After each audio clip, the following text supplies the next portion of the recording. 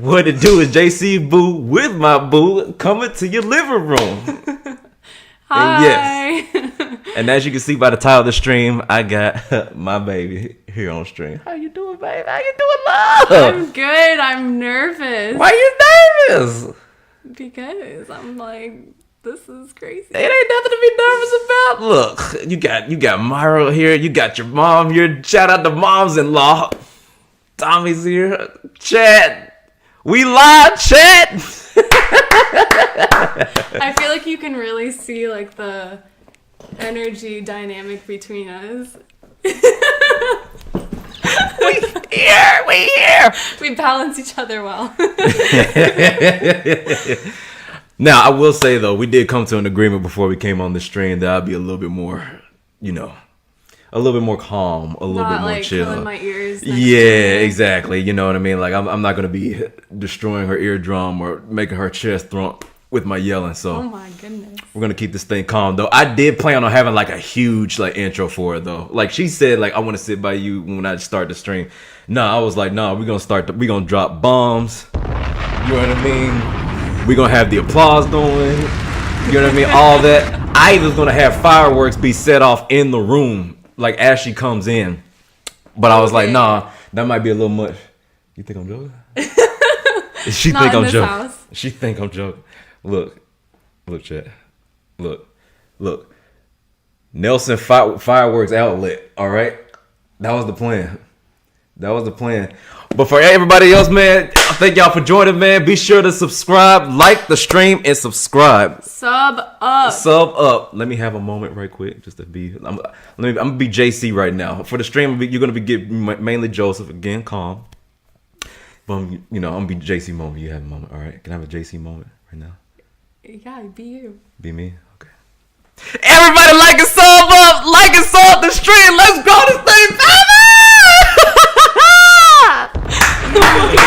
Sub up, baby! Let's get tight. Let's get hyped. We're gonna have a great stream. Wait, you gotta give them a shout out. Yo, shout grandma. out to Grandma Heckman. Shout out to Mr. Gary. The boys are streaming. The boys are watching. Happy late birthday, Loogie. Yes, happy late birthday, Loogie. And Timmy. And of course, the newborn, Peter Hezekiah. All right, so we got to get into the stream. We're about to get into the swing of things. Now, for everybody that is new to the stream, I typically start off my streams with what I call the theme of the stream or the word of the day. And basically what that is it's a Bible verse, right? Pretty much to set things off, let everybody know like what this platform is about. And that is promoting the kingdom in the most fun way, balanced way, be as spiritual way as possible. So we're going to kick things off with the love chapter. The love scripture. Which my grandma actually read this at our wedding. She did. Shout out to Grandma Heckman. She definitely did. She's well versed in this. Yeah. Timmy screaming at the TV, W, Timmy. But yes, so we're going to start this off. I'm going to read it. So 1 Corinthians 13, 4-7. Love is patient. Love is kind. It does not envy. It does not boast. It is not proud. It does not dishonor others. It is not self-seeking. It is not easily angered. It keeps no record of wrongs. Love does not delight in evil, but rejoices with the truth. It always protects, always trusts, always hopes, always perseveres. Oh, I feel like we're going in and out here. Oh, yeah. We can go back to, just in case the stream doesn't get vertigo or whatnot. So, yeah. That right there is kind of like the cornerstone of not just our marriage, but just marriage in general. Yeah, I feel like those verses get used like a cliche a lot. Mm-hmm. Like you hear that at like everyone's weddings. Facts. But it's truly like such a good depiction of marriage. Absolutely. And we are no experts in this at all. No. We're only 2 years in. We're only 2 years in, man. But we're working there. We're getting our feet wet in this thing called marriage, and then we're hoping to continue to We're not hoping. We're not gonna speak that. We will continue to press forward. Yeah. And we talked last night about like challenging each other in different Absolutely. ways. For me, it was patience. So this is speaking to me right now.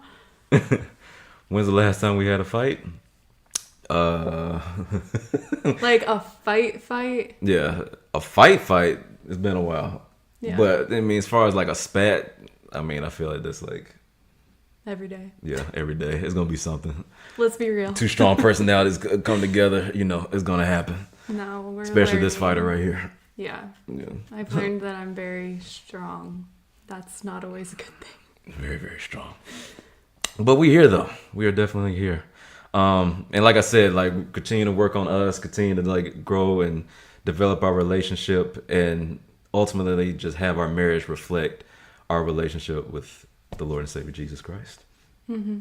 And so with that said, baby, let's go ahead and get to the theme of the night. What's We the already did the theme? theme of the stream, but now we got to get into the main event, which is my baby. Oh. Yeah. You gotta. You're not my guest, of course. We're married, but like as far as like I live here. yeah, literally. Oh man, roommates in marriage. Roommates. I mean, not literally roommates, but like we sleep in the That's same. terrible. We sleep in the same bed, all right. Yeah. But anyways, so yeah, we're gonna get into you right now, all right. Everybody, be sure to like and subscribe, all right. If you see that subscribe button, Tommy. When you say the wrong thing. Ooh. oh my gosh, It's okay. nervous. Anyways, be sure to like and subscribe. When I say like and subscribe, I mean like the stream, and then you're gonna see that subscribe button right underneath the name. You're gonna see our stream, and then right underneath that, you'll see the name. You see 103, and you'll see the subscribe button. You hit that subscribe button, and you'll see that 103 go up. We're All right? talking It's pretty to cool. you, Joanne We're- and Gary. Listen, chat. Everybody in the chat, and everybody's gonna watch this after the fact. Like and subscribe up. Sub up. Support my man. She said, He's really good at this. And let him not be this loud for nothing. Yeah, because my vocal cord hurting afterwards. All right, so getting into the thing, man. So we're gonna talk about you. All right, we're gonna celebrate you. Can I say one thing before? Okay. There's a bunny outside our window. Oh, there is.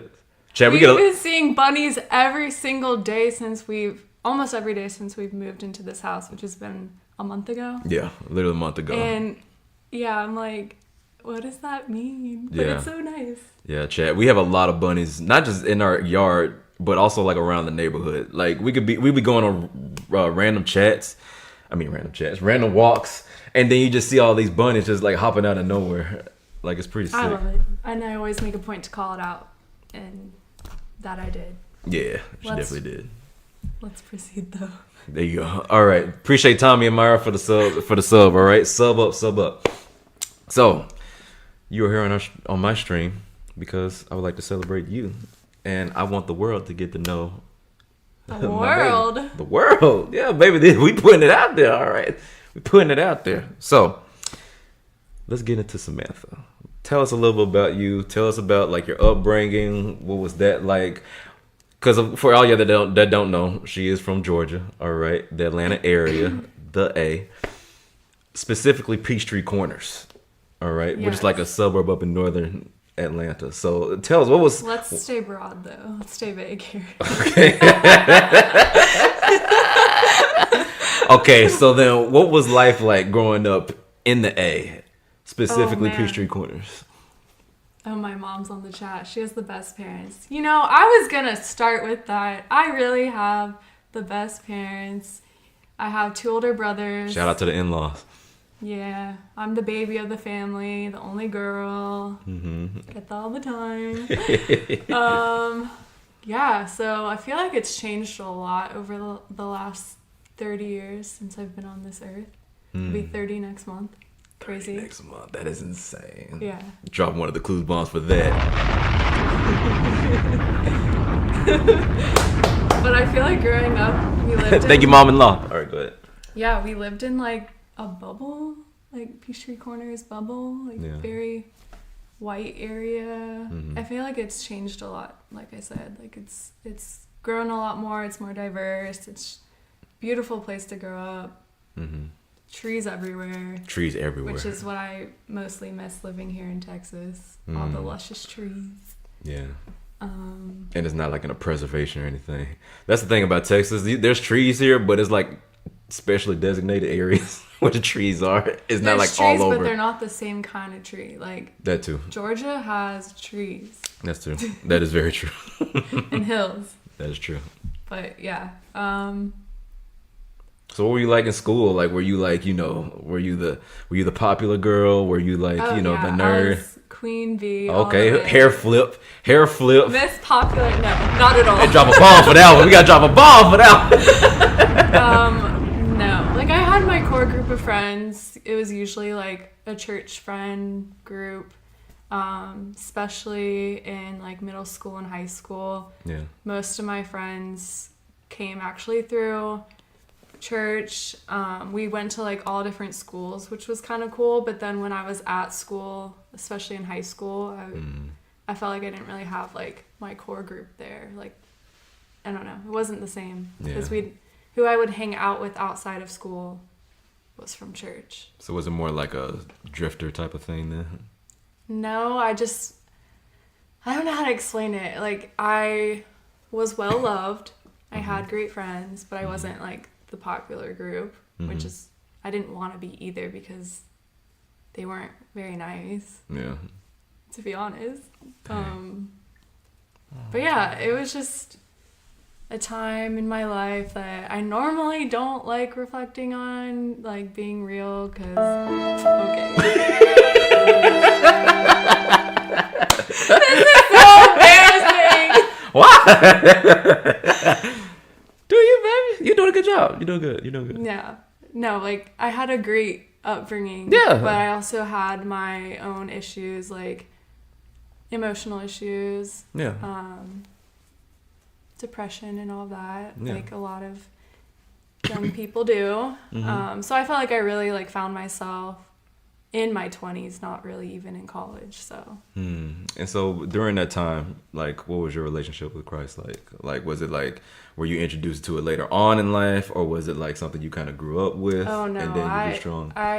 My parents made us go to church every Sunday. Like. Okay, we're in it. We were as a family in it. My mom was always in Bible study. Like that was always an example around me. Yeah. We did all like the vacation Bible schools growing up. Oh man. I went to a Christian school in middle school because middle school's rough. Facts. Especially, I mean, I still got scars, Chet. Girls and guys, it's different. Chet, I still got scars. My parents felt like I would do better at a Christian school and like away from mean girls and all that. That's definitely a thing. Yeah. That is for sure a thing. Yeah. And so like going into high school, like, you know, you're going, like, what was your relationship with Christ like during like high school and like probably early college? Because that's a very transitional period for young people, right? Like you're starting to like discover yourself, and then especially going to college, you know, you're kind of like finding yourself, and like you're away from the protection of your parents, so you're like kind of like just off. So what was your relationship with Christ like then?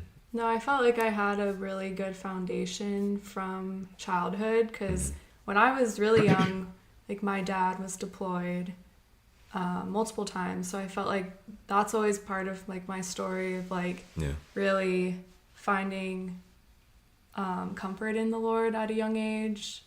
And everyone has their own story, but that was it for me. And so I felt like I had that foundation no matter like what I was going through. What did Myra say? Myra said, what was your favorite part about going to Christian school? Oh, Christian school. So that was only 3 years. It was middle school. My grade was 12 people. 12 people. And it was the same 12 people, 6th, 7th, and 8th grade. Ew. So, Ew, I mean...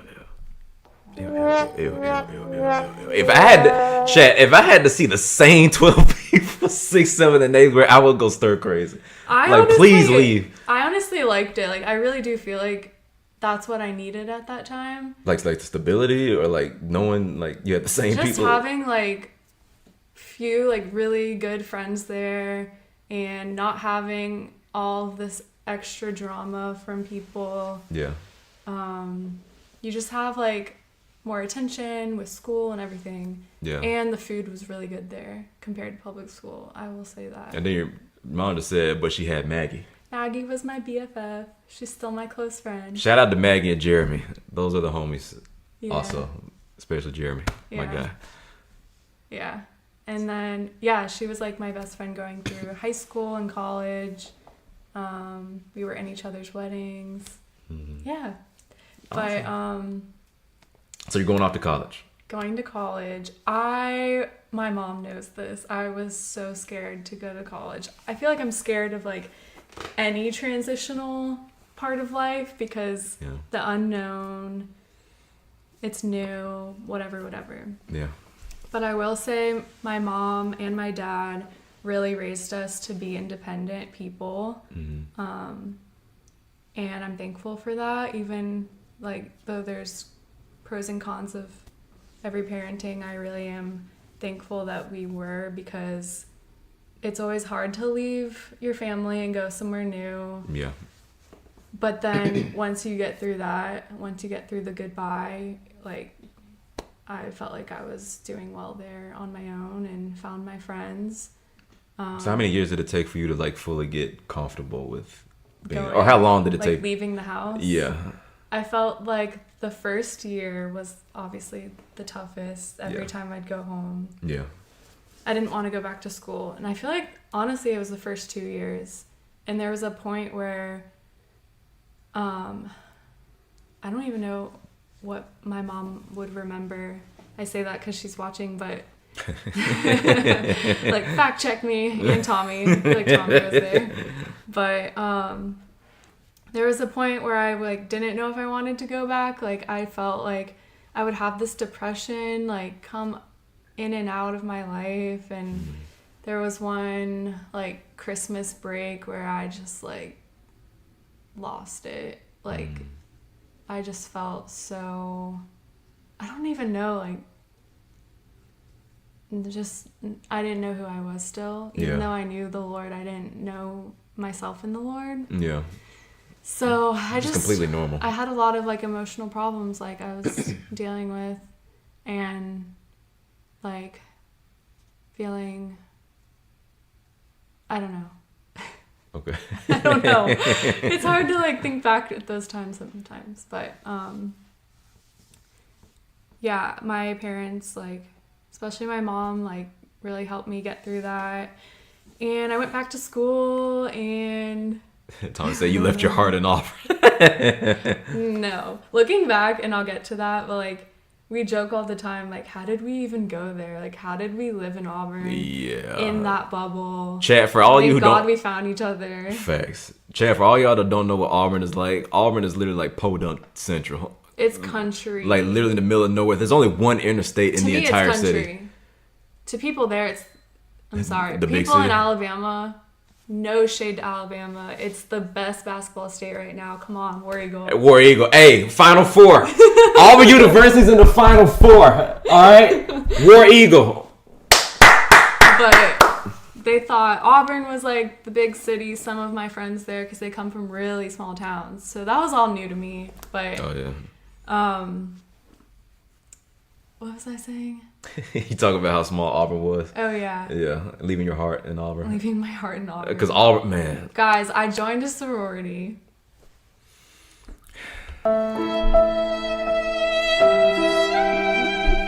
Hey, listen, I don't... Joseph likes to make fun of me. I do. I make fun of her very... Auburn, so we met at Auburn. My senior year, your fifth year, because you did 5 years. Yeah, engineering. And we met... I feel like I'm kind of going all over the place, but we met at church in an internship. Church, and I didn't like really know you then, but I'll say, like hearing your stories from then, now you made fun of sorority girls. Oh, for sure. And people like me. That's without a doubt. But here's the thing, though. And it was definitely like a blanket. I couldn't believe that I fell in love with you after that. I'm just kidding. I mean, your boy. You know what I'm saying? Wow. But here's the thing, though. Because of like a couple of experiences that I had with sorority girls and what I was hearing about that, not just sorority girls, but just like that whole Greek life. Yeah, no, I get it. It was just like, I like to say I was not your average sorority girl. Which honestly, and we'll get to that later, but that's honestly like part of the reason why I ended up falling in love with her was because I saw just how different she was from what I saw and heard at Auburn. Because, oh my gosh, man, the Greek life at Auburn was just off the charts. I mean, I met like some good friends that we're still friends now. So, but like you talk about, not for nothing. You see dudes in like high shorts. It's not me anymore. I'll say that. Yeah, the Vineyard Vine shirts, short shorts, and like the Chacos. Like literally the whole the uniform, man. No. No. Trust me, I'm more healed than I was before. Let's drop a bomb for that. I'm more healed than I was before. But at the same time, it's like in her telling the story, I'm kind of remembering things that I used to feel. Well, let that go. Line. You're in your 30s now. Life is good. Life is good. I ain't gonna say. Hey. Yeah. Okay. Anyways, so yeah, we did meet her senior year, my 5th year. But at that time, Chad, I was like trying to get out of college at that point. I was like, I'm not. Were. Yeah. So like everybody. So it was like what 100 of us. Yeah, there were 100 interns because this was a big church. Church of the Highlands, by the way. Church of the Highlands, the Auburn campus. She said, let it go.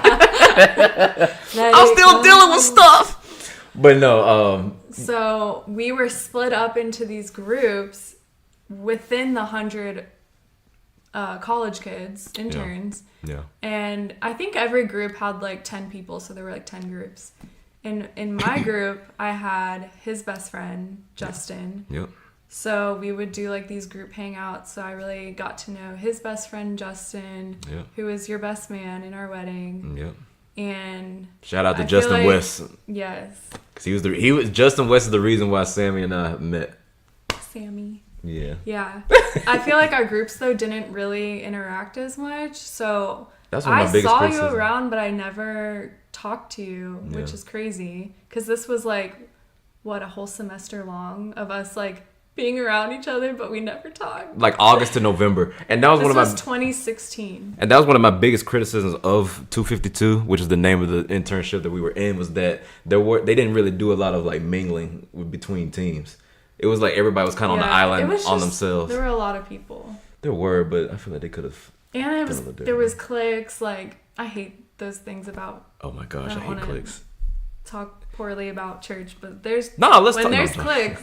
No, the clique culture was crazy. And the girl from The Bachelor, Maddie, was in our internship.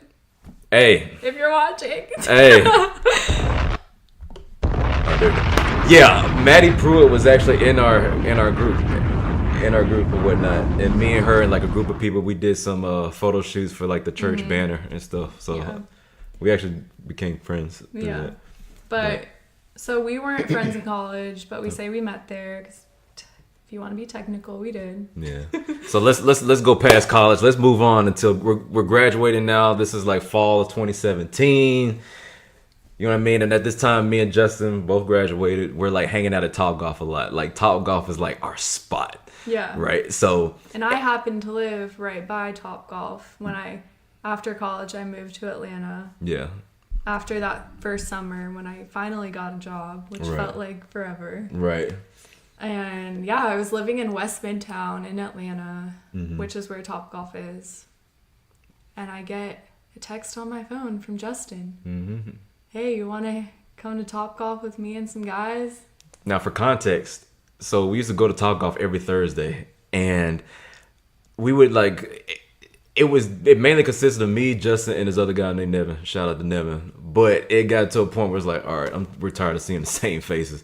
Let's invite some people out and just to hang out with us. And so we went like, okay, can we invite this person? No, he's definitely gonna say no. Invite her? No, she's gonna say no.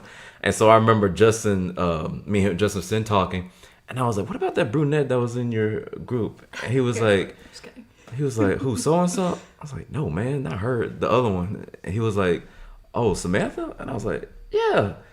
He was like, oh yeah, I could invite her on a one. I was like, yeah, man, do it, go ahead, do it. And so I'll never forget. Did you remember me though? Oh yeah.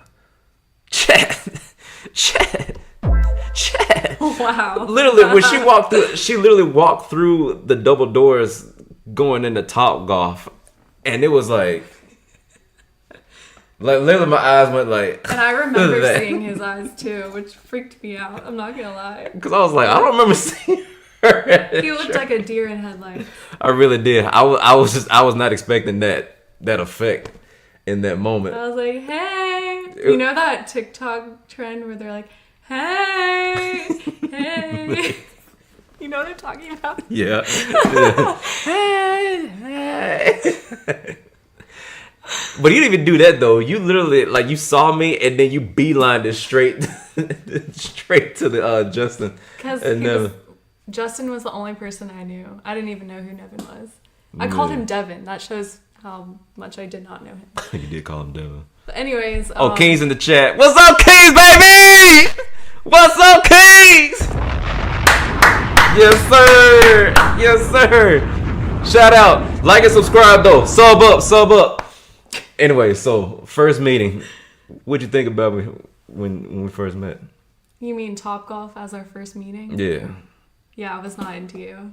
I'm just going to keep it real. That's crazy. That's crazy. That's absolutely insane. That's insane. I mean, I'm just being honest.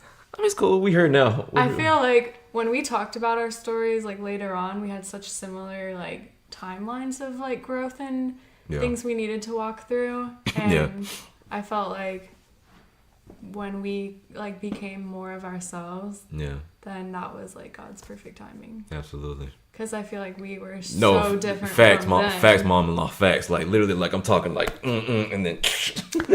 He says that, but did he try me? No. No, and I'll tell you why. Did he ask me out? No. No, but here's why. So at the time, and I didn't tell anybody this at the time. Of course, I told everybody later. But I was doing a free internship at the Floyd County. My goodness. What's it called? Was it the Housing Authority? That's what it was. The Floyd County Housing Authority.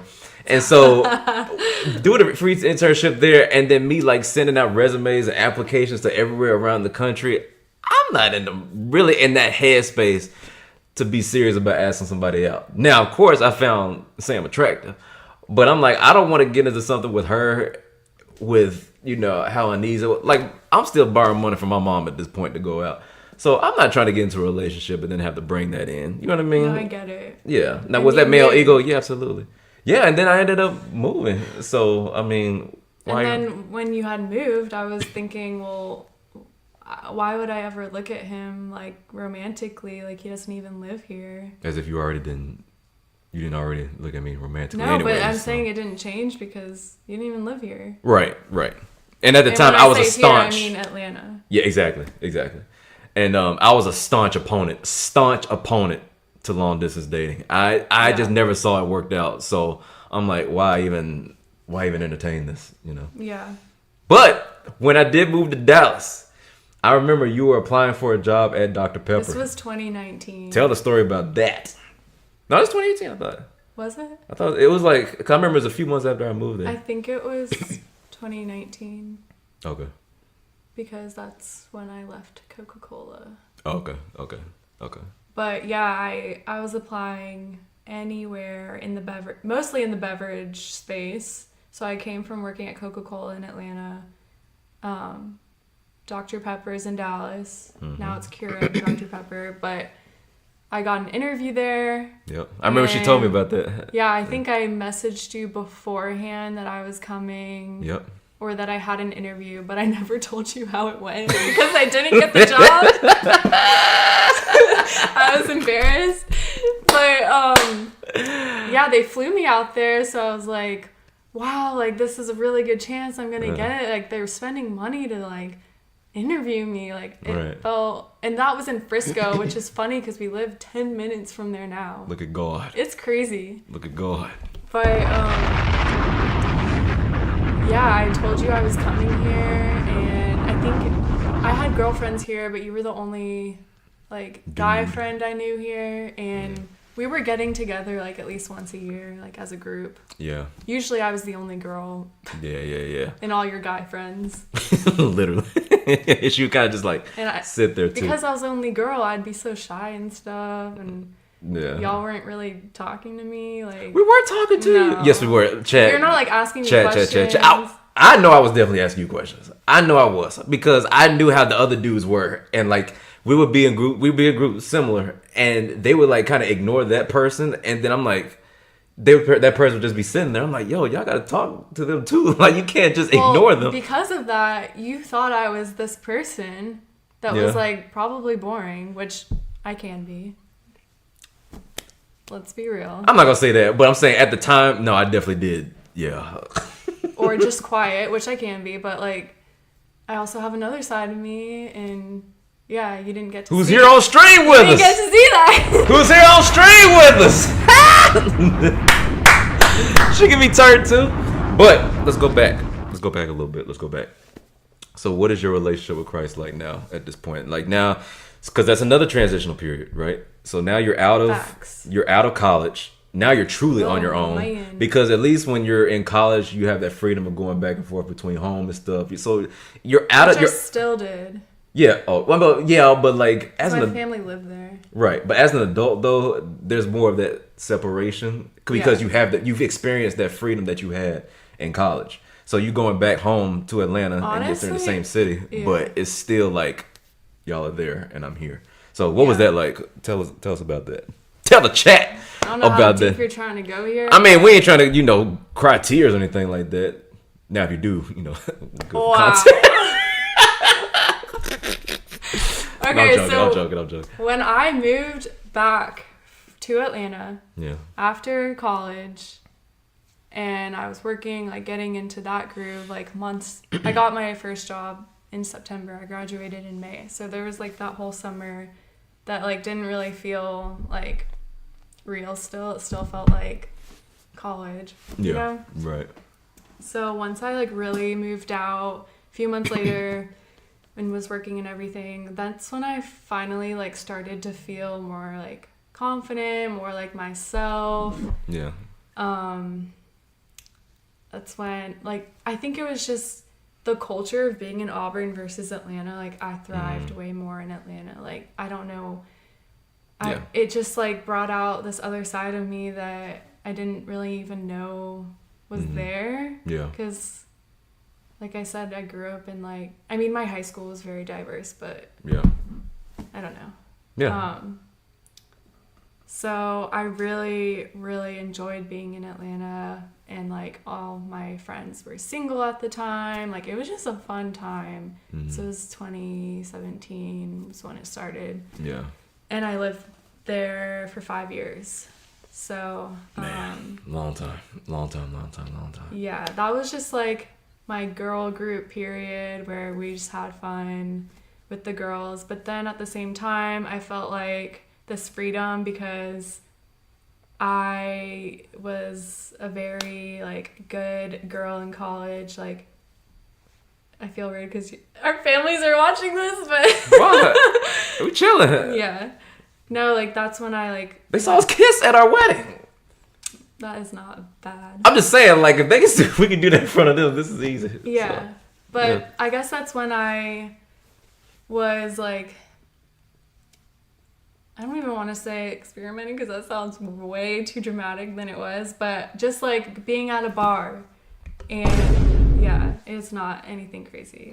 Like dating, like for the first time, really. Like I didn't have a boyfriend, up until us. Mm-hmm. But I was like really dating for the first time, like getting out there. Yeah. I drank. Mm-hmm. Just had fun with my girlfriends. Mm-hmm. And I think I just felt like, I miss being in church. I miss that community. Yeah. I miss like finding my friends through that. Yeah. So I started going to Passion. Dropping the goosebumps for Louis Giglio. Yeah. Yes, sir. That was my church for a while, too. Oh, yeah? Yeah. Literally, right after we graduated. We used to go there, me and Justin. Yeah. And that was cool for the time. Like, I felt like that church is really good for, especially as, like, new believers. And, yeah, for sure. For sure. even though I had been in church my whole life, I felt like I had fallen off. So I felt like I needed to like get back into it. So it was good for me. Yeah. And my friends at the time. And I served there. I went there for like 3 years up until 2020, COVID, Black Lives Matter, that whole summer. Yeah. So. That was a crazy time. Yeah. Crazy Very, especially in a city like Atlanta. Yeah. I was about to say, what was life like there? Was it like I Am Legend where you just had like low-key zombies walking around? What do you mean? No, because like, yeah, because of COVID, especially like the first 2 months. Because like when I was during COVID, I was out in the suburbs, right? But like being in the city when you're around all these people and whatnot. Well, I lived on the Beltline, which is like that walkway that goes around the city that like connects everything. Yeah. Which, what a blessing! Because my roommate at the time had a dog. So we would just like be outside, walk the dog. Yeah. We'd work out outside. Like we didn't want to feel so trapped. That's another thing too, Chad. You did see a lot of people outside during that time that you normally didn't see. Yeah. Like insane. I remember there was this one trail that I used to run, Campion Trail, and there would be hardly anybody out there. But during the pandemic, it was packed out. Oh, I'm sure. To the point where I was uncomfortable going on it. I was like, I might catch COVID even though I'm outside. I know. Yeah. Those were such weird times. Those were different times, man. Like when Tiger King is a popular show, that's when you know that was a weird time. I know, and I remember I went over to my parents' house one day. It's just a side story. Yeah. But my mom was cutting my dad's hair, and so I tried it, and I made him look like Tiger King. Like he looked terrible. Directly like him. I'll just send the photo out. Yo, that's crazy. To my family, That's hilarious. So, pandemic. We're going into 2021. Oh, so 2020. Oh, 2020. Okay. That was, I just remember I like journaled a lot since, I guess in my 20s, really. And I just remember journaling about this, but like 2020, there was just so much in the world that was heightened. And that was also a time where I just felt like I wanted to like give God everything, commit to Him more. And I was also like wanting, you know, to have a husband one day and like prepare for that. Like I had to be good with myself first. And I remember just like realizing during that time, like I need to grow, I need to change, I need to like be better, be stronger in my faith. Because I feel like when you grow up in the church a lot of times, it's so easy to just like be so lax your whole life. Absolutely. So because you don't know anything before that. Like you grew up in it. Yeah. So it's like, it's very easy to be like, to not have like that fire. Right. And I felt that fire then. And I remember like, I told myself like, okay, I'm going to do like 6 months of no dating, no talking to anyone. Cause I had been in like, I don't even know if situationship's the right word before that. But like talking to people. Never had like a relationship though. Yeah. So I don't know. I just felt like I need to like step it up, like for myself first with God, you know? Yeah. And I didn't even realize it till later, but like right after the 6-month period ended at like Justin's wedding, and that's literally when we hung out. That's right. And that's so crazy to me. That's right. Yeah. That was when everything kicked off. 2021. That was everything kicked off. So just for chat, for everybody, for context, all right? So it was around May of 2021. I'm the best man at his wedding.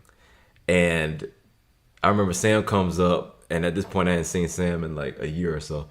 And so I say hey to her, she like just scurries through. And I'm like, I show up at this wedding by myself, and I'm late. Oh, yeah.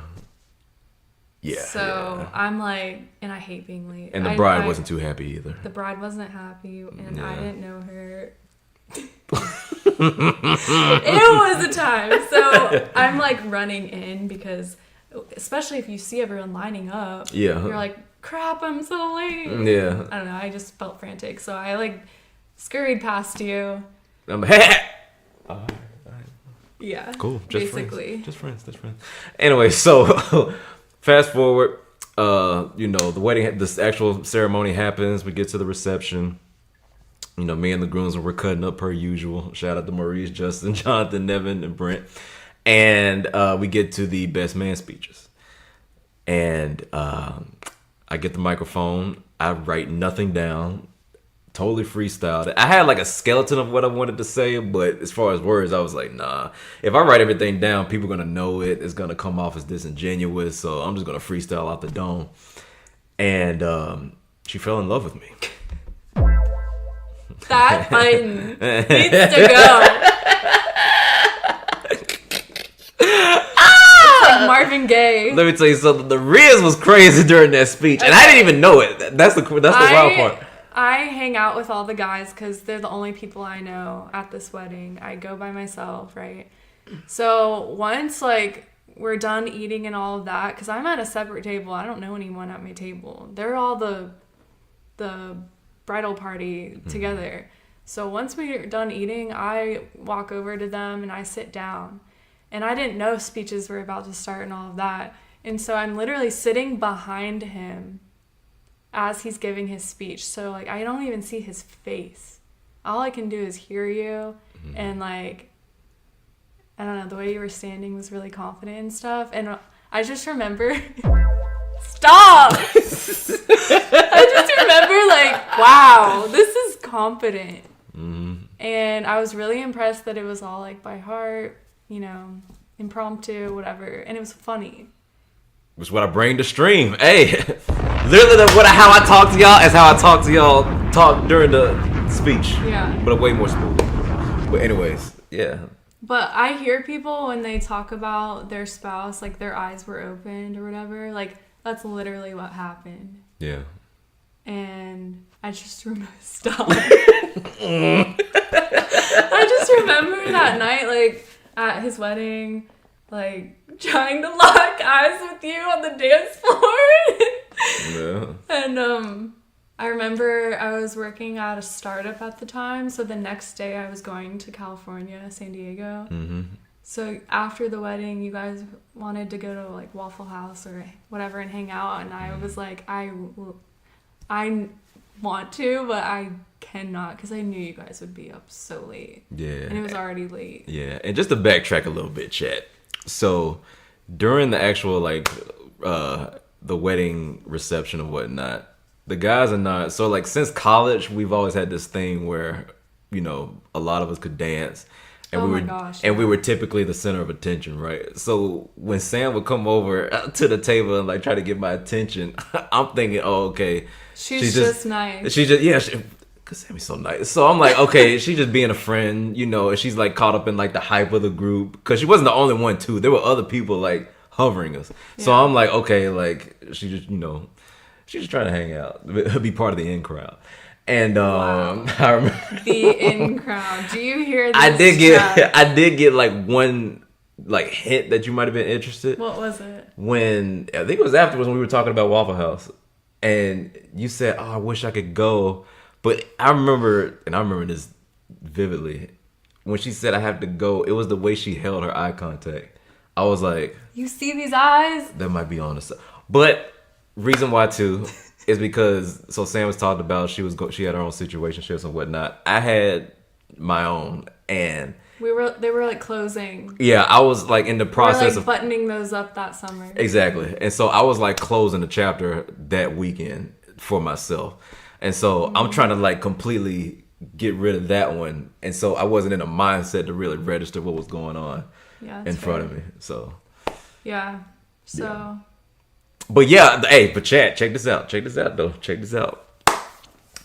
So before that wedding, whenever we talked, especially over DMs or text, one word, one sentence responses. But after that wedding, chat. Wait, tell them about what Justin said to y'all in your group text. Oh, okay. Oh yeah. So we got to go back even a little bit further.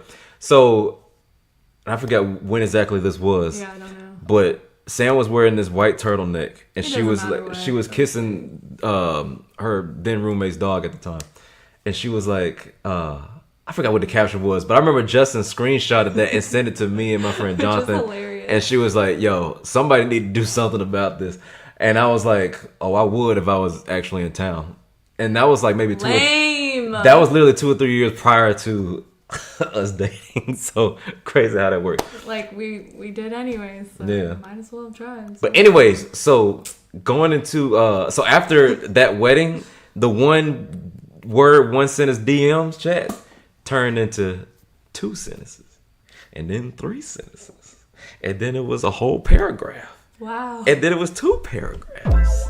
I'm just saying, And then the conversation really started flowing after that. So after that, I was like, okay, And then- something's happening. phone calls. So October, we're texting. 2021. October 2021. We're talking back and forth, right? And then she's like, "Here's my number. Like, call me sometime or whatnot." Now, Me? yeah, you know what I mean. Hey, shout out to the paragraph. W paragraph, yo. W paragraph. So fast forward to October 2021. We're talking and whatnot. She goes, here's my actual number. Like, oh, either I had your number, you said, you could call me anytime, or she gave me her number, and she was had like, my number, and I gave him my number yeah, on like a DM or something. yeah. He waited an entire month to call me. Now check this out. Check this out. Check this out. Check this out. Check this out. Now, the reason why I did that, right? So, my thing was, Then I felt like thirsty or something because I'm like, when are you gonna call me? I was trying to play it cool, chat. I just had this thing of like trying to play it cool. And so with her, I was like, I didn't want to seem too hasty in doing that, especially since we have been friends for so long, right? And again, Sam's super nice. So I don't want to ruin that by like jumping the gun and then making her feel a type of way.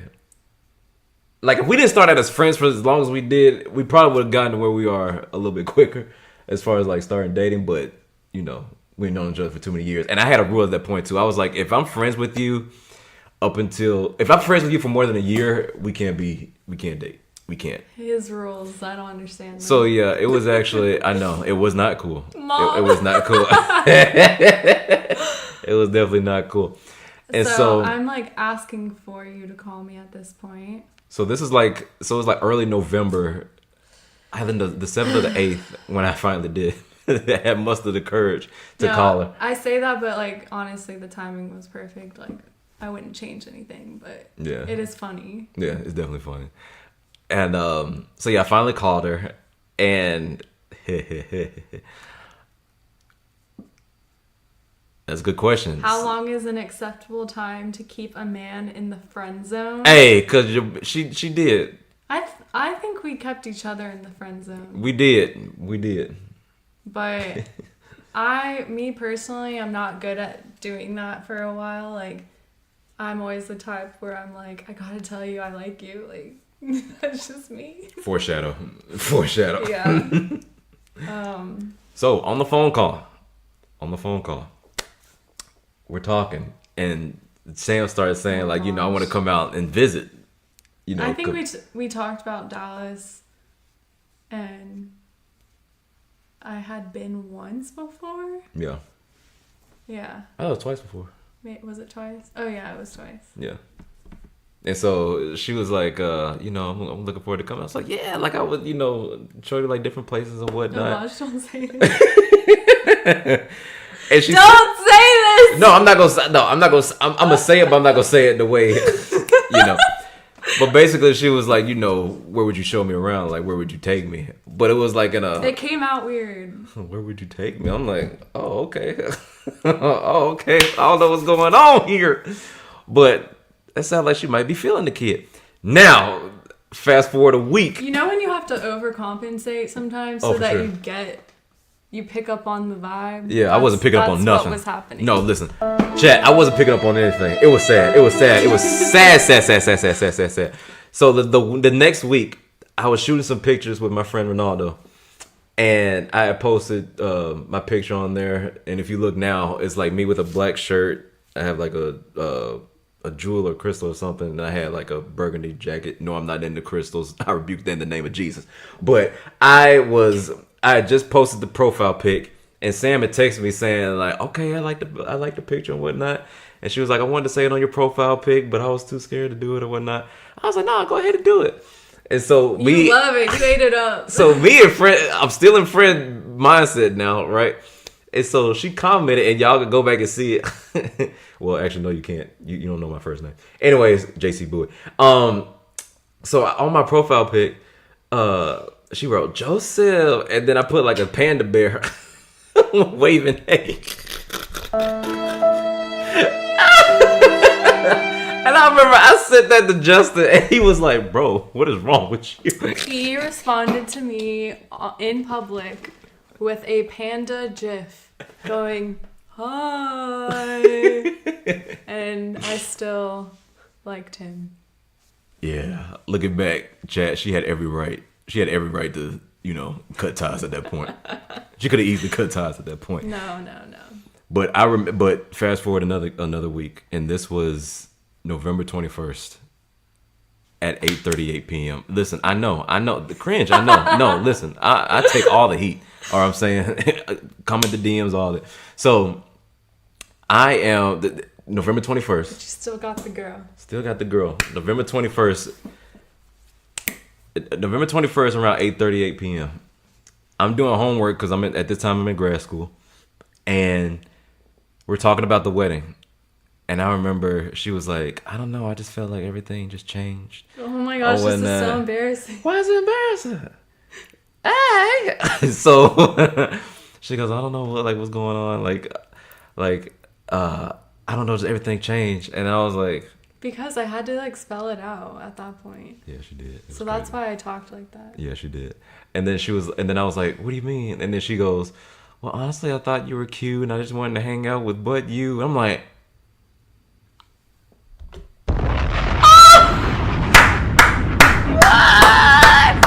Chad, I literally closed my laptop, turned the lights off at my desk, and jumped into bed. And I'm like in a fetal position, like texting Sam after that. That's cute.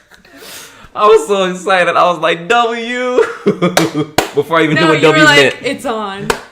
I was like, it's on and popping. It's on and popping now. Like now we're on to the races. And now I'm like, yo, how long you been feeling this way and this, that, and the other? And she's like, since so-and-so. And I was like, well, honestly, I felt this way since before I moved, but 6 years ago. Yeah. So that's when we actually started talking. November 21st at 8:38 p.m. I'll never forget that. And so then, fast forward to December 21st. Mm-hmm. This is our second date. We're at Papa Do's, and he took me to Papa Do's. Here's the thing: I'm not finna be extravagant over somebody that I'm not in a relationship with. But Papa Do's is loud, it's a little crazy. It was kind of chill that night though. It was like a buzz noise. It wasn't that midday rush hour. I remember going there with my parents before. One time, and my dad was talking about how crazy it was and how it's always packed.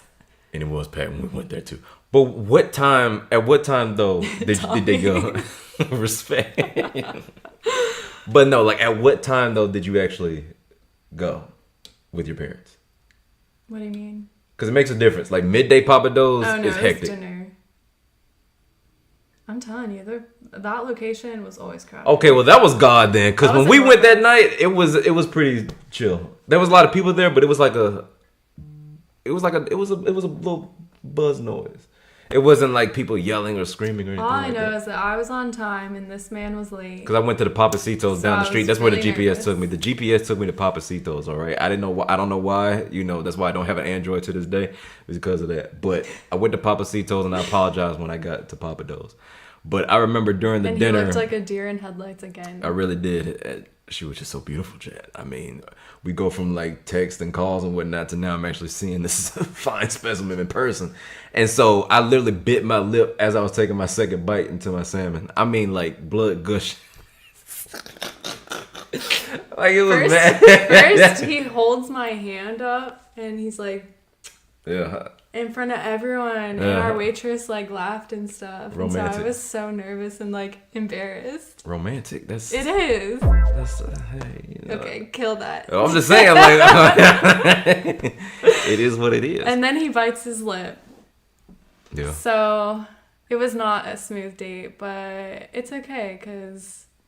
But here's the thing. He was cute. Listen.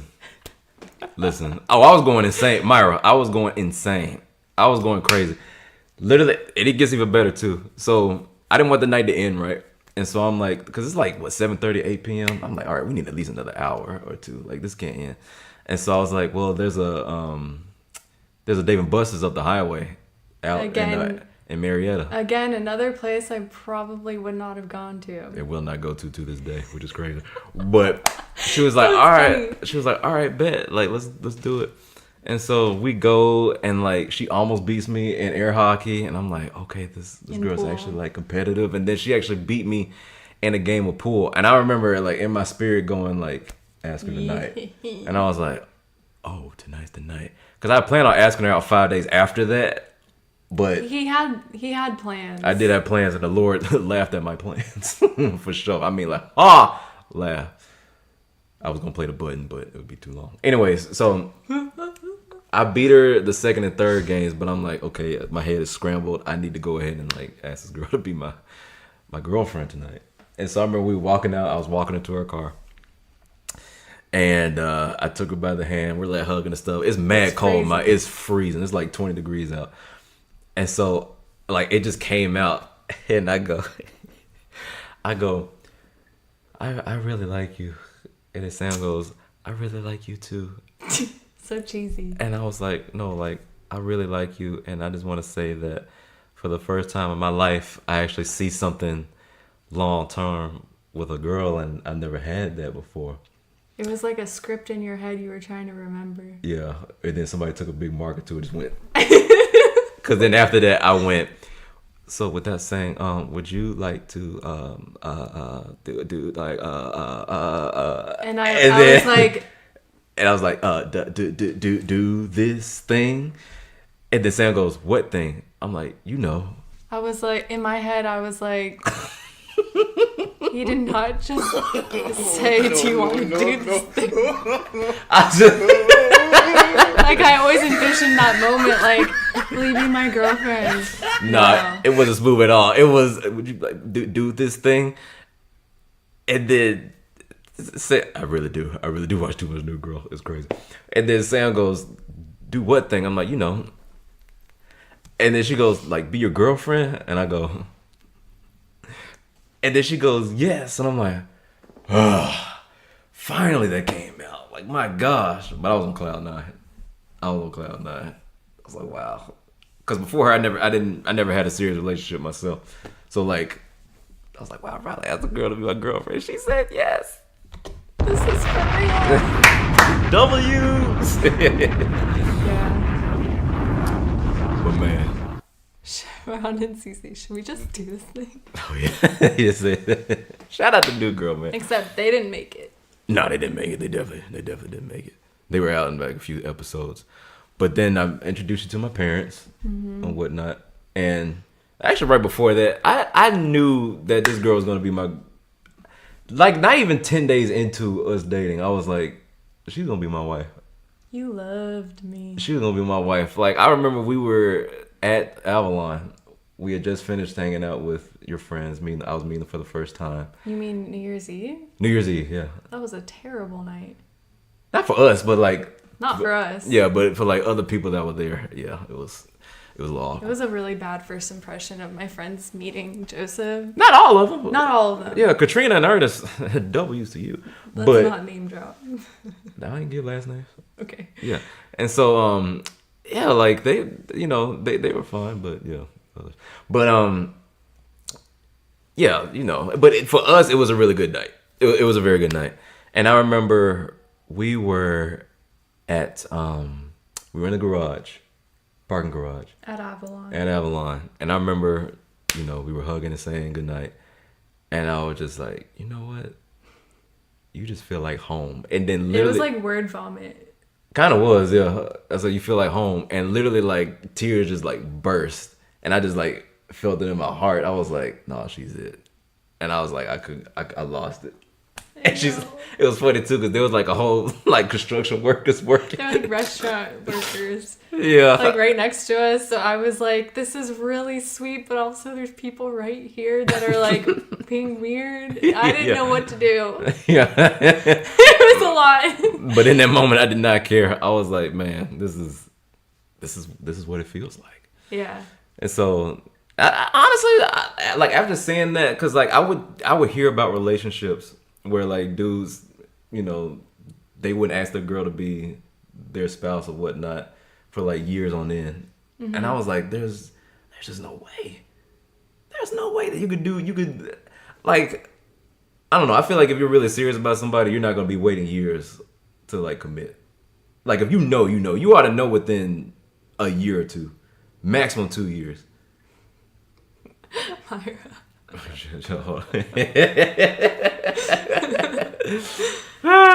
But yes, I agree. And I know everyone's stories are different, but I think it makes ours unique, which I'm also super proud of. Yeah.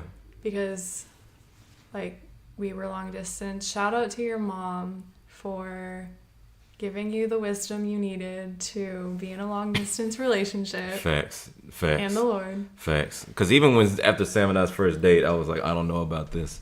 And then I remember I was telling my mom. He like rejected me. I didn't reject her. He rejected me. I did not reject her. And I was like, wow, this is not how I saw this going. Like, it was a moment of that. I did not reject him. It's literally classic case of he said, she said. I did not. No. I did not reject her. No, I did not reject her. Here's what happened. I asked him, like, where do you see this going or something? No, Chet. No. After our first date. No. And he was like, No. No, it was not that. All right. No. What happened was she asked me. No, she asked me, what do you see? What do you think about us being in a relationship? And then I proceeded to then say, okay, if we get in this, just know XYZ is going to happen because we're going to be in a long distance relationship.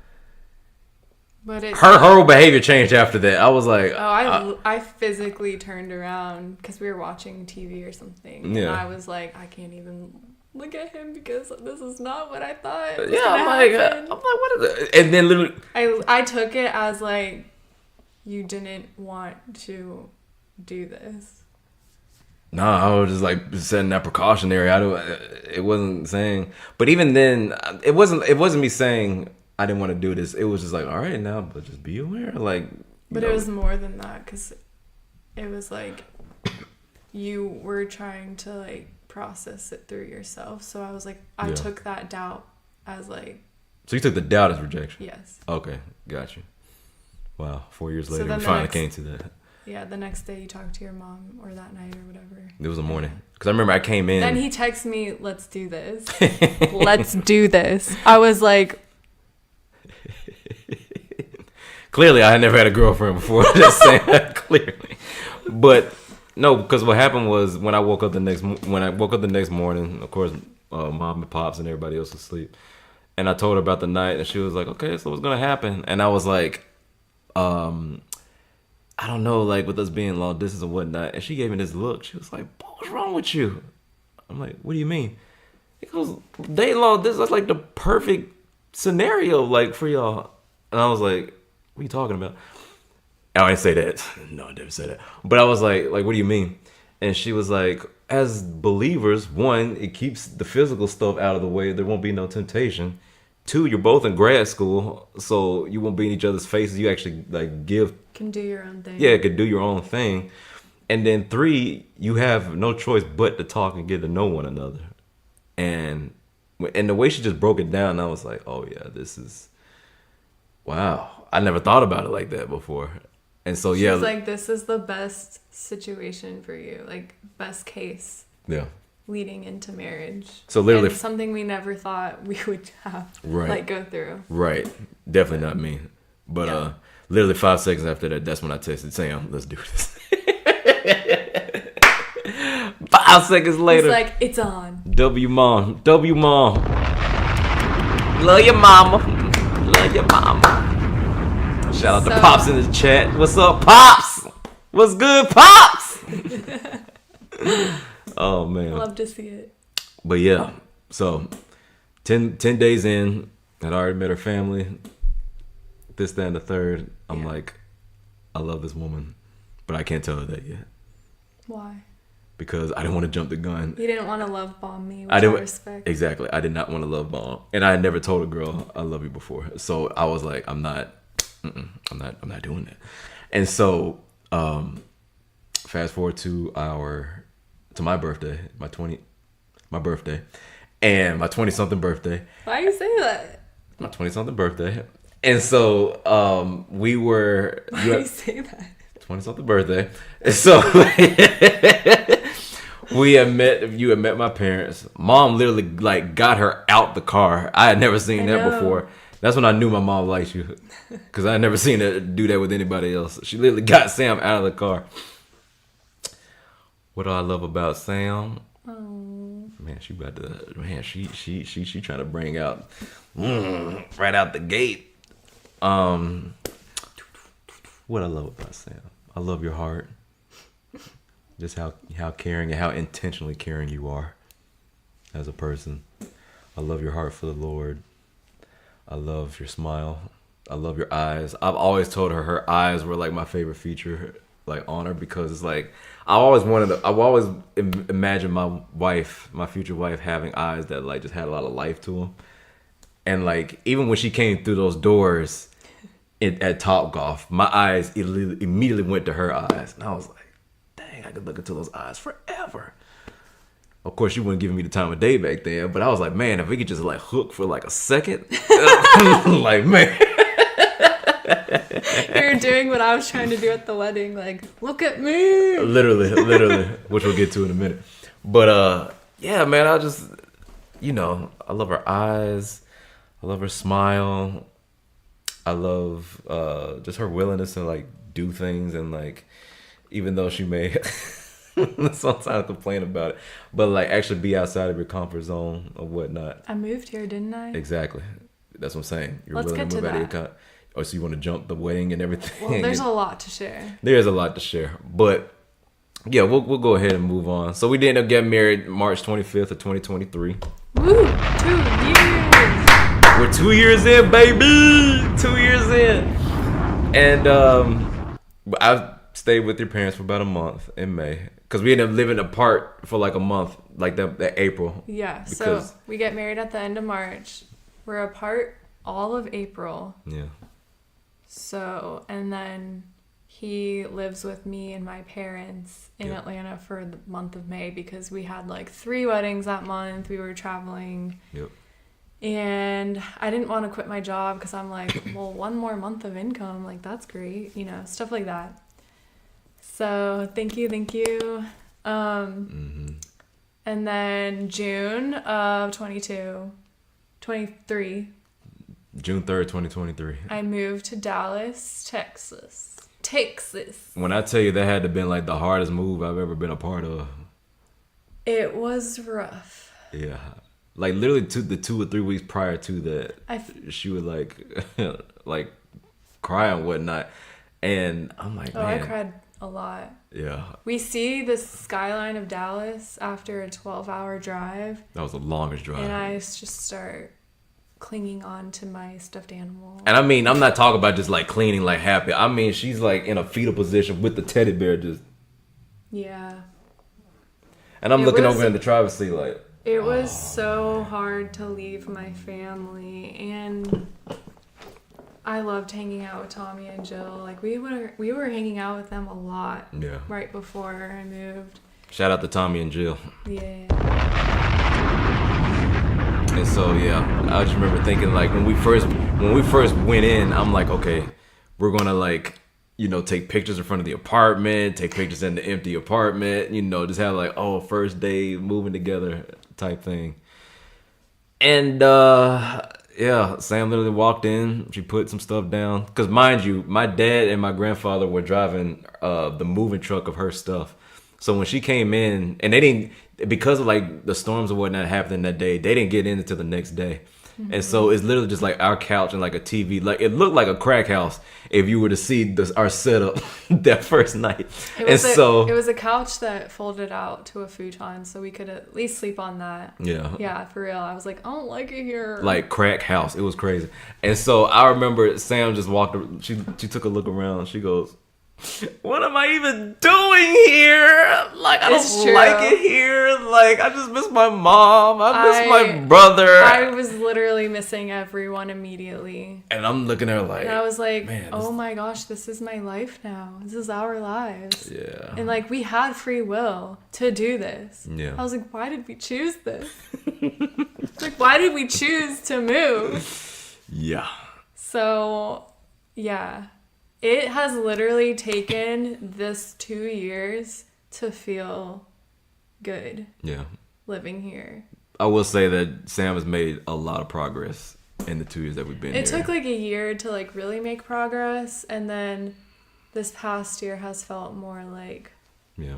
But especially because we moved into our house a month ago, that has made the biggest change, like living space wise, of like feeling comfortable and... Yeah. Because, like, like being somewhere for almost 30 years and then you're leaving everything you know to be in, like, this foreign place. It's sad to see your family sad. Yeah. But I think, because I've been gone for, 7 years now. So they're kind of used to it at this point. Yeah. But I do occasionally, Dad be like, well, do you ever think about coming back? I'm like, oh, okay. He trying to play it cool. Paul trying to play it cool. Slide that in there. But, no, but I do appreciate like the support they give in us living our lives here, because it's definitely been very beneficial for our marriage and our growth as opportunities. That's our word for the year, is opportunity. And it's definitely been a lot of opportunity. The best community here. Facts. Best community. We have great jobs. Great job. Great church. I have found my love for streaming. W that. And just like the people that can like dream with us and help us. Yes, the like, most affirming people. Most affirming, encouraging. We've never had that. No, not to this level. Yeah. Like it has been amazing, and just having people like keep us accountable in our both individual and married walks of life is definitely been a W for us, and it has helped us just like get to know each other better and like see perspectives not just from like JC and Sammy, but also like husband and wife, man and woman. And I think that is like huge. And it's something that a lot of people, I feel like, don't get. And yeah, man, and God has just been so good. We've been so blessed. Like all of our friends here have had babies now. And it kind of happened all at once, and I feel like we're able to like really see, like learn a lot from them as married couple navigating that, and then also, learning about raising a child. And absolutely. So it's such a blessing, all of it. Yeah. Now let's get to something right quick, because we kind of skipped over this. But while you were still in Georgia or whatnot, you worked in tea and beverage, right? So that was the job I came from. Yes, coffee and tea. Yes. Before that, I was doing Coca-Cola, so like all their products. So you were at Coca-Cola. See, she skipped over that part, chat. She used to work at a Giant. She used to work at a Giant. Now, I mean, you might have mentioned it, but like I'm talking about what was your role in Coca-Cola? Talk about it. Okay, so let's get into... No, not yet. No, I'm not doing that. Oh, okay. I'm just saying, let's get into the we have a challenge for you, the chat. career, the food science. Yeah, my baby is a nutritionist. Well, that's she got her degree in, but she is in the food science. Yeah, you're not a nutritionist. She might as well be. Yeah, but go ahead. So yeah, we can talk about career. So yeah, at Auburn, I studied nutrition, and I took. Well, first of all, like everyone in my cohort were trying to be like dietitians and work in clinical nutrition, and I, first of all, like I sucked at chemistry. Like I didn't get good grades in chemistry, and well, that was really it. To like even make it into a dietetics program, and I was really ashamed of that. Yeah. And embarrassed. But God redirects you into something even greater for you. And so I still was in nutrition, but I'm trying to, long story short, I took intro to food science my senior year. Loved it. Because it wasn't like how food interacts in your body and your metabolism and all of that, but it was just like what goes into your food, how do you process food safety, like all those things. And I loved that, and I was like, dang it, I should have studied that. Yeah. So anyways, when I get out of college though, I'm like, I have no idea how to use this nutrition degree when I'm not trying to do clinical work. And I ended up messaging this girl that was a grade above me in high school that worked at Coke, and I messaged her like, hey, this is my resume, this is what I can bring to the table essentially. Like, do you know of any openings there, like whatever. So she put me in contact with my manager then, and that was in regulatory and scientific affairs, or scientific and regulatory affairs, SRA. And that was for North America. Okay. So that was like all about nutrition for Coca-Cola's products, which people don't realize. Like, yes, they have people do nutrition there. It's how you get your nutrition facts box, your ingredient statements, how you keep your labels compliant, all those things. So that's what I was working in.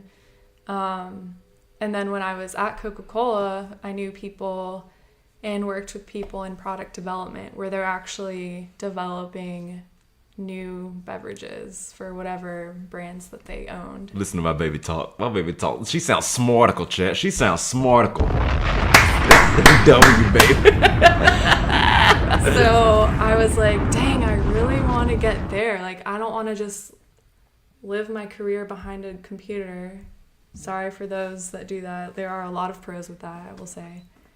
But I was like, I want something interactive where I can like be creative and sciencey and be nerdy and all those things. So then I talked to someone when I was working there. They're like, if you don't get your master's now, you're never going to get it, because, you know, once life goes on, it just gets harder and harder. So I took that as a challenge, and also kind of like, oh gosh, I better like figure this out. Like, and obviously it doesn't have to go like that. Everyone has their own timeline. But I felt this pressure because I'm like, I want to get into this company in this way. And like, that was like my identity at the time. Like, being from Atlanta, I was like, I have to be at Coca-Cola. And it was so hard when I left there, because I was only contracting. Like, I was only there for 18 months getting that exposure. And that also like really hurt my pride and killed me on the inside, because I'm like, I'm never going to be good enough to be like permanent there. Like, it just really messed with my worth and my self-esteem. But it was the best thing for me, like, as God knows, because I was able to then go back and get my master's at the University of Georgia, technically. Okay, not cool. Listen, we're team Auburn. Listen, Auburn over here, bro. What is Georgia? Babe, what is UGA? No. What is UGA? Let me get back to this. Let me speed this up. So I'm getting my master's, and then I'm able to go back to Coca-Cola in a different part of the technical umbrella. So like, the whole point is that I'm gaining this exposure because I'm figuring out what I want to do. I'm not. I just shook it off. We're back on you. So I go into sensory, and I'm working on like sensory tests with those scientists. And again, I'm not in product development, but I'm like, this is cool. Like, you know, good learnings. But then COVID hits then, so then I'm just like let go completely, because people weren't going into test for sensory testing, and I wasn't needed then. So then I am still doing school, which is a blessing during COVID. And I don't know if I said this. I'm getting my master's in food science and technology. Baby smarticle. Thank you. She's smarticle. Thank you. And I thought that would marry perfectly with nutrition. That was always my goal, to like get an education in both and be able to use both in whatever career I do. Mm-hmm. So then I am praying for a job. I was just like, God, any job. And I felt like, well, this is like another side story, but I really like felt the closest to God when I didn't have a job, I didn't have a boyfriend, like nothing. And that's a word for someone, hopefully. But then I went to this startup company that was based in San Diego, but they had a plant in Atlanta. And it was another beverage company, but they specialized in like nutritional beverages. So I'm like, sweet, I can use nutrition and healthy and smarticle. processing. Healthy and smarticle. W, my baby. Thank you. And so I, long story short, hated working there, but it was such great learning on like the production line and how this was a beverage company, and it was like the technical language around it is like these were hot filled drinks. So they heat up the product really hot so that it can kill everything and sterilize the bottle. So I'm just learning a lot of like food engineering and processing, and I got a certification in processing during that time too. So, which is so big in my field of product development, because it's not just how you develop a product, but it's like, how do you get this made? You have to process this. And so it's kind of like wearing a scientist and engineering hat. So it was really good to have those backgrounds. Babe. What? You're funny. I'm just saying, my favorite talking. She talking that talk. And not to bore anyone, but... No, keep going. Keep going. Listen. Y'all, I struggle with storytelling because I'm just like, in no, my baby, head, you're doing speed it up. Baby, you're doing a fantastic job. Thank you. You're doing a fantastic. You're doing a fantastic job. Thank you. Yeah. W, baby. So I...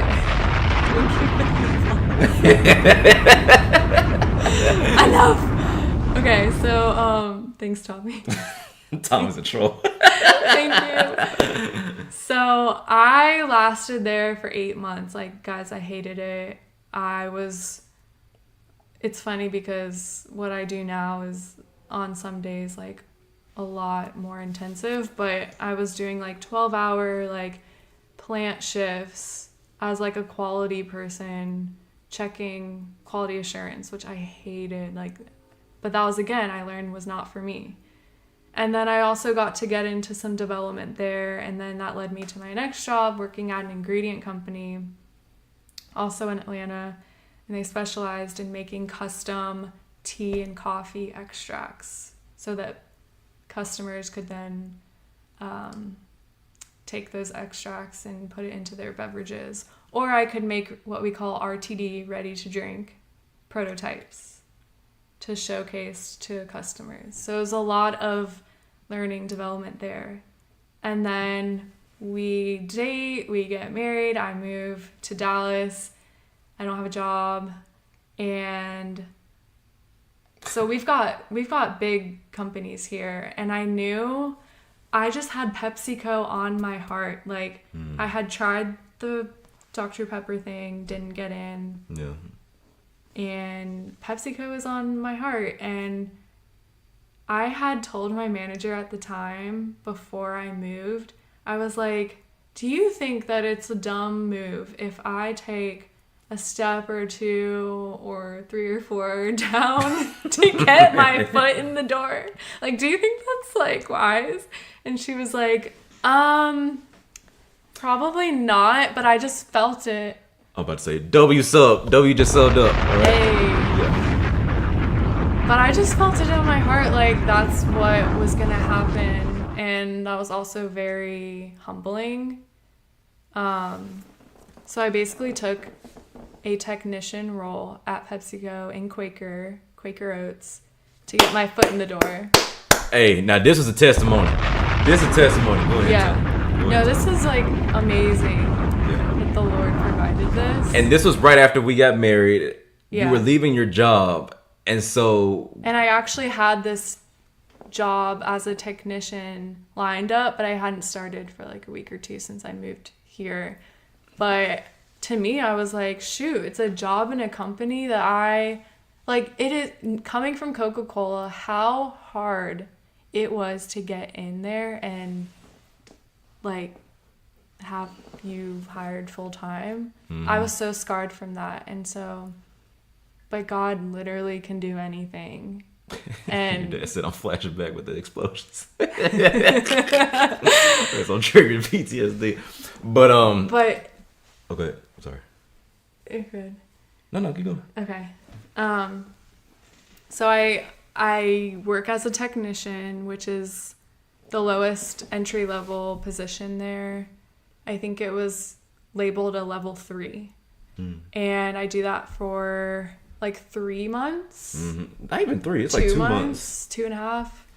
And, you know, I'm like learning the basics of like food development and production with no pressure at all because I'm like entry level. So it was a sweet deal. And on top of that, you know, I'm meeting all these people there. And it really is like God's perfect timing because a position opened up that, according to my resume, I would fit. And it was a senior scientist on Quaker, at the time, the bars team. So like granola bars, chewy bars, all of that. And I just felt so insecure, like even applying for that because I'm like in as a technician. This is a level 8. I'm on a 3 right now, but I have experience as an 8. So a lot of people question that, and they're like, some people were just kind of like weird about it and like jealous in a way because it's just so unheard of to jump up 5 levels. It makes no sense, but it's God. Yeah. And so obviously I got that position. She jumped 5 levels, y'all. 5. It's crazy. In 2 months. Yeah. Literally favor. W favor. But that gave me so much like encouragement and just confirmation, like we're supposed to be here. Yeah. Like that's insane. Yeah. And yeah, it's wild. And so I'm still there now. Been there, it'll be almost 2 years. Yeah. And yeah, it's been a wild ride, but Pops-in-law said, I am amazed at your career progression. You have done well. thank you. Yeah. So we're going to take some questions. And then we're Okay. going to get into some more stuff. So Ms. Meyer Green asked, what's y'all's favorite thing to do in Dallas for fun? For fun. Yeah.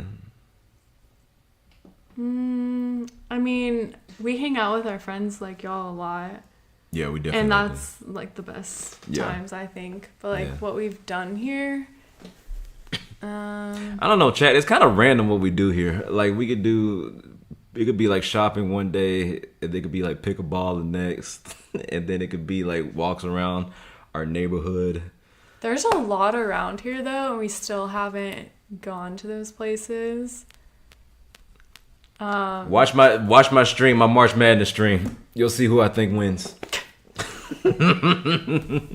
I think it's this War Eagle, War Eagle. dude. I would yell, but I'm not trying to blow her ear off. But yeah, when I first moved here, it was like on record the hottest summer. And so we didn't do anything, and that was just a terrible time because I was like, it was like seasonal depression, but in reverse. It was so hot. Yeah. See, I was used to I it felt because like I've we been here a didn't- few years already. But for you, it was like, what in the world did I just step into? I know. This So we didn't oven. really do anything for like a minute, and then Yeah. there's a place right literally in our backyard called World Springs, and I think they have one either in Colorado or Utah or somewhere Yeah.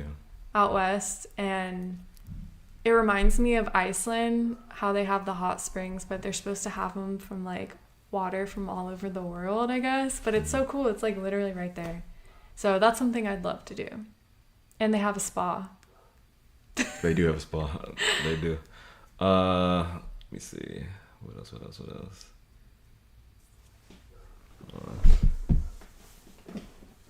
Okay, I thought. Oh, Tommy said I heard people around town say Atlanta's the new Dallas. Let's see. I do feel like a lot of people have moved to Dallas. Yeah, they do. Hey, Dallas is becoming the new hub. It's We're becoming the just new waiting hub. for our families to come Absolutely. visit, at least. I thought Tommy asked the question up here, but I guess not. Okay, bet. So, in this season of marriage, what are some things that you have learned? Oh gosh. Yeah. There's a lot, and it really shows how I don't even know the right word, just not broken, but selfish you can be, or It's a mirror for sure. before marriage you think that you know everything or you've got it all right, and then just living with someone else, and yeah, there's compromise. That's funny because Tommy asked a similar situation earlier. Yes, we definitely fight. No, but this past week I was talking to Summer, actually. I don't know if she's watching.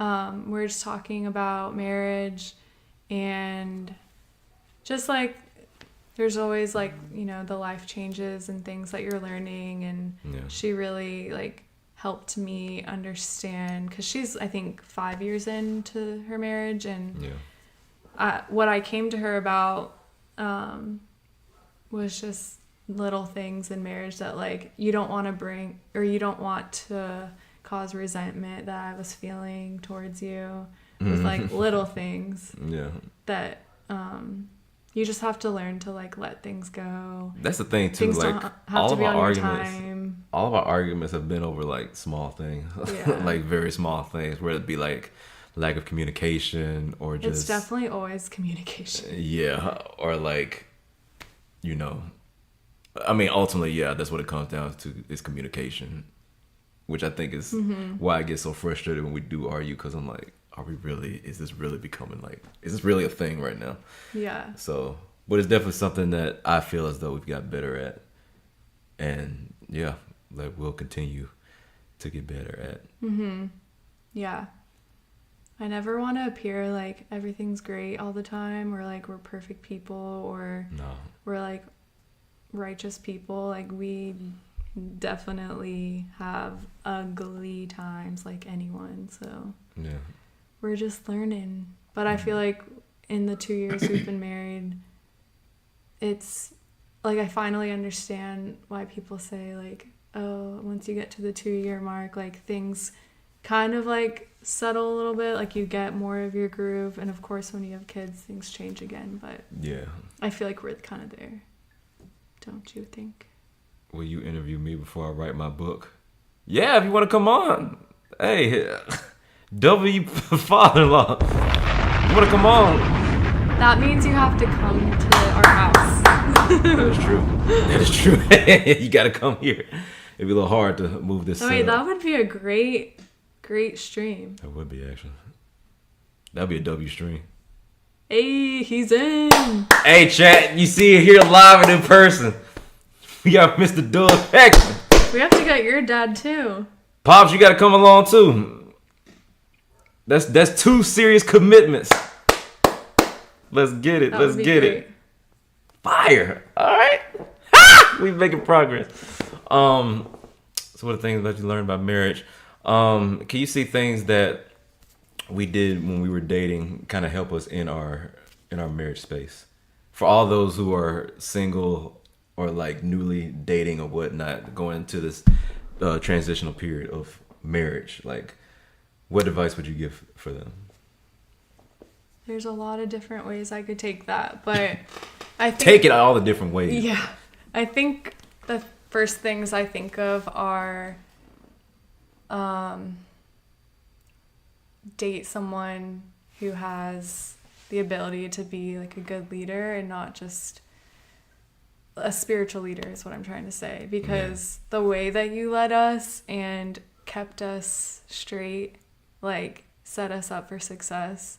And I think a lot of that was like spiritually, but also like the whole physical side of relationships. Like she was not spending the night at my house, at my apartment. Every time I visited him, I got a hotel room. Yeah. Shout out to my dad, he paid for half of those because he was setting us up for success too. He believed in the vision. Chad, that was another reason why I knew that Sam was going to be the one. Because the fact that there was actual like temptation there, I was like, nah, you can't. There's no way you could stay in my apartment. You got to be in a hotel. It made it so sweet when we got married. Not to get into detail or anything, but you know, just like the little things, like oh my gosh, we're sharing a bed. Yeah, literally. It was just fun. So yeah, like it's fire. And then also too, like, and I guess my advice would be, don't date. I don't want to say don't date for too long, but date with purpose. Like, don't date just for the sake of just dating. Like I would have fun with it, of course. Take your time, but you know, don't date just for the sake of dating. You know, be intentional about it because you don't want to waste time and then you miss out on like other opportunities because you're wasting time. Like you never know what the Lord may have for you. Yeah. So I would definitely say that, and then also too for men. Be spiritual leaders, man. Step up. The women are looking to us for you know that leadership. Cause like Sam, she could have led herself, but being a woman of God that she is, a woman of God, she decided to allow me to step into that role and lead us. And with me being serious about hard. It, listen, the chat again. She had to stay in her own hotel room because that temptation was there. But I'm like, I'm not finna let Satan win. All right. Yeah. No. And then oh my goodness, crazy. But yeah, we stayed the straight and narrow. And I just advise everybody, man, just wait. All right. Just wait and date with purpose and date with intention. There's actually a video that I want to show you or whatnot, and it was something that came up. I saw on Lecrae's podcast. And it's something that went viral this week, and I want to get your opinion on it or whatnot. So we're gonna go to the green screen. So dating needs to start super heavy and super hot, and you know, what's the call of God on your life, and do you speak in tongues, and what's your credit score? And I think sometimes as Christians trying to do it the right way, we get too hot, too heavy, too soon. And I think those first few dates, I really say in the book, first 6 weeks to 8 months, like we just need to laugh, we need to have fun, we need to enjoy each other. Because I'm gonna get in trouble. Yeah. Just because you love Jesus don't mean I want to spend the rest of my life with you. Like, I know you got to be a Christian and all that, but that's not enough. Yeah. Like, people want to hear, is there chemistry? Do you think I'm funny? Like, do I think you're funny? Do you get on my nerves? So, the maximum you should be dating is 2 years. And that's where people get real mad at me and they probably go, but 3 years, 4 years, 5 years. What are we doing? Maximum. Come on. First of all, what we doing? Second of all, we ain't living holy. Okay. Because I ain't got 2 years. I could not have lasted 2 years. Oh, no. I mean, we got engaged after 9 months. Cause like, again, like I feel like forever. I feel like you should you know right off the bat, especially like the Lord is in it. You guys are actually like actively talking to get to know one another. You ought to know pretty quickly. To, like everything. Right. And so yeah, I mean, I feel like you hit it right on the nail when you said that. It's like have fun with it. Like don't move too fast. But also too like date with a purpose. Yeah. And actually know what you want in a spouse. Don't go into it. I'm not gonna say with a checklist, but don't go into it like, okay, we're just gonna see what happens and then this, then the other. Like, no, like actually be mindful of what you want and what you're looking for in a spouse. And if that person doesn't cut it, then cut that person. But it can't be a checklist because that's perfection and only Jesus is perfect. All right. We have to look at others. And there's another piece of advice. Look at me, I'm just dropping gems right now. Let's hear it. When you're in dating and in marriage, especially marriage, you have to view your spouse the way Christ views us. Yeah. Because through that's when you actually learn true patience and forgiveness towards that person. Because I feel like in marriage, even though 90% of the time, we may offend each other or whatnot, and we not even be aware of it. Yeah. You know what I mean? Again, it's all about we're two different people coming into this thing, and it's a constant war of like spirit and flesh. Yeah. But when you actually like, and it goes back to your relationship with the Lord, you know what I mean? Like the closer you get to the Lord, the more you see that person as, how Christ sees them. And it's like your patience level and your forgiveness level for that person tremendously increases. Like I can tell when I'm like serious in the word. Appreciate that, Brother King and Sister Myra. But I can see, and also pops-in-law. But I can tell though when I am when I'm close to the Lord, or like when I'm serious about my faith, when it comes to like my relationship with Sam, whatnot. Because like she could do something. Tell too. Yeah, because like she could do something, and like if I'm like kind of removed from it, I'm like, this girl's getting on my last nerve. Like it could be like her just like leaving her glass next to the sink, even though it's either in the put it in the dishwasher. But like when I'm like close to when I'm close to the Lord or whatnot, it's like okay, it's not even a real mistake. It's just my own personal preference of how I want things to be done. Yeah. But am I willing to ruin the peace of the house to fix that problem, which not even a problem? Yeah. And I feel the most loved by you when you love me like Christ loves the church. Yeah. And you like you talk to me through that perspective, you know. Absolutely. And it only brings me closer to the Lord too. So that's the kind of leadership we talking about. Man, W leadership, man. W leadership. W leadership. Also understanding and trust. There has to be that on both sides. Because without that, what is it, man? What is life? So yeah, my ultimate advice is get closer to the Lord, and you will have a long and sustaining marriage. Is there a crying sound? Yeah, I don't have the button on there yet. I was too busy putting all these other ones on. But that's coming though. Appreciate that, Brother Kings. Appreciate that. My final 2 questions for you. Yes. In this season of life, what do you feel that the Lord is teaching you? Let's get deep after we drink all this ginger ale. Yeah, let me go ahead and get my my Schweppes. Let me get my Seagrams. Your mom said Sam needs to be on every week. We do plan on some stuff in the future.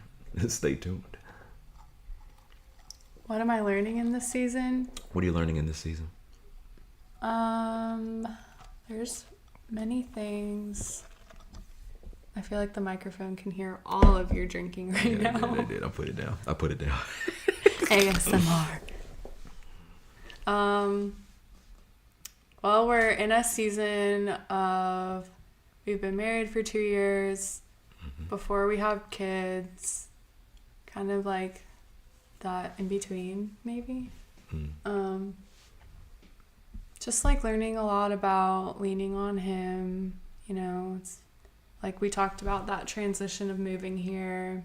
Yeah.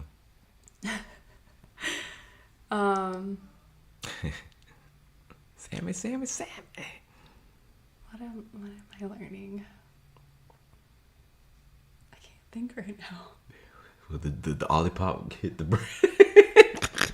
And the lights. Just like learning, how to like speak kindly, be more gentle. Like things aren't always on my terms. Letting God, lead us, because sometimes I'm like, I don't know why we're out here, but like he continues to show up and show us why we're here. Yeah. Absolutely. And to just like trust him and continue trusting him through the seasons. That's like what comes top of mind. Yeah. That's beautiful, babe. And then my final question will be, if younger you were to see you today. Oh gosh. How would What she? age? I would 12. say 12. Yeah. Foreshadow for a book coming soon. Anyways, 12-year-old me was at 6th grade. If 12-year-old you saw you today, what would she say? She would be so proud. Mm. I think. Like, I really do feel like I've come a long way. And, like, I really am living in my prayers. Even on days where it's hard. Like, moving in general is not easy. Yeah. But we have such an amazing life. We have so many blessings. Yeah. We're not doing this alone. You know, we have the Lord, we have our community, our family. Mm-hmm. Like, we really are set up for success. Mm-hmm. So I feel like that alone, she would be very proud. And I don't think back then I would have known what career I would have wanted or gone into. Mm-hmm. So I think she would have been like, wow, I'm impressed. Like, it's cool. Yeah. So. Yeah. Oh, that was beautiful, babe. Thanks